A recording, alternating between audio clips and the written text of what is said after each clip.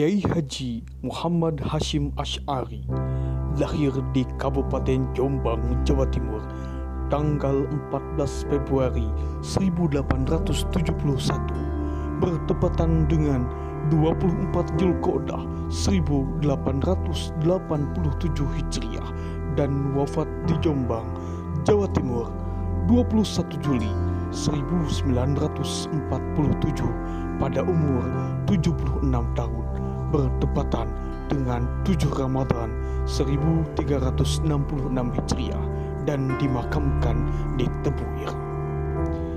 Kiai Haji Muhammad Hashim Asy'ari adalah seorang pahlawan nasional Indonesia yang merupakan pendiri Nahdlatul Ulama, organisasi massa Islam yang terbesar di Indonesia. Di kalangan Nahdliyin dan ulama pesantren, beliau dijuluki dengan sebutan Hadratus Syekh, yang berarti Maha Guru. Sebagai seorang ulama besar panutan, Hadratus Syekh Hashim Asy'ari tidak hanya berceramah, tetapi beliau memiliki tradisi kepenulisan yang kuat. Sejumlah karya yang ditulis beliau diantaranya meliputi akidah, fikih, hingga akhlak yang ditulisnya dengan serius. Bahkan hingga sampai saat ini, beberapa karya beliau masih dikaji di banyak pesantren di Nusantara. Berikut ini beberapa kitab yang ditulis oleh Hadratus Syekh Hashim Asy'ari. 1. Kitab Adab Al-Alim wal Muta'allim bima yahtaju ilaihi al-muta'allim fi ahwali ta'allumihi wa ma ta'limihi. Etika pengajar dan pelajar dalam hal-hal yang perlu diperhatikan oleh pelajar selama belajar. Dalam kitab ini, beliau menjelaskan bahwa pentingnya adab dalam menuntut ilmu, baik bagi pengajar maupun pelajar. 2. Risalah Ahlus Sunnah wal Jamaah fi hadithil mauta wa syartis sa'ah wa baya mafhumis sunnah wal bid'ah.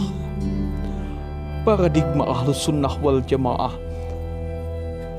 Kitab ini pembahasan tentang orang-orang mati, tanda-tanda zaman, dan penjelasan tentang sunnah dan bid'ah. 3.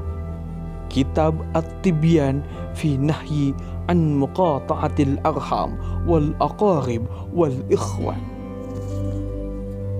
Kitab ini merupakan penjelasan tentang larangan memutus tali silaturahmi, tali persaudaraan, dan tali persahabatan.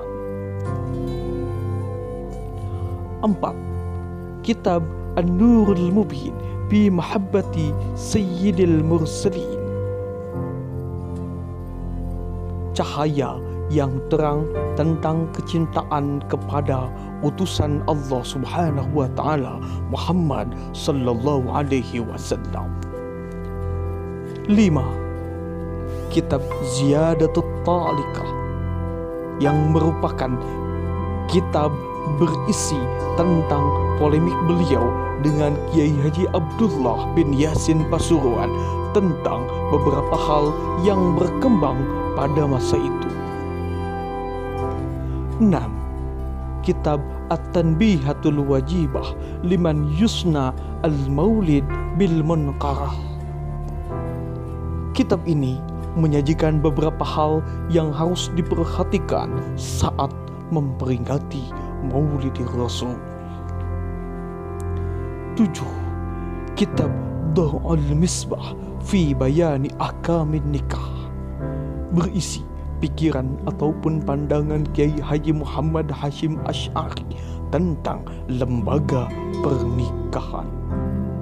8. Muqaddimatul Qanun Al-Asasi li Jam'iyah Nahdlatul Ulama. Dari kitab ini, para pembaca akan mendapatkan gambaran bagaimana pemikiran dasar tentang Nahdlatul Ulama.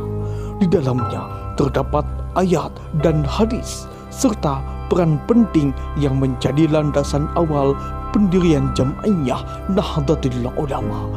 boleh dikata kitab ini menjadi bacaan wajib bagi pegiat Nahdlatul Ulama.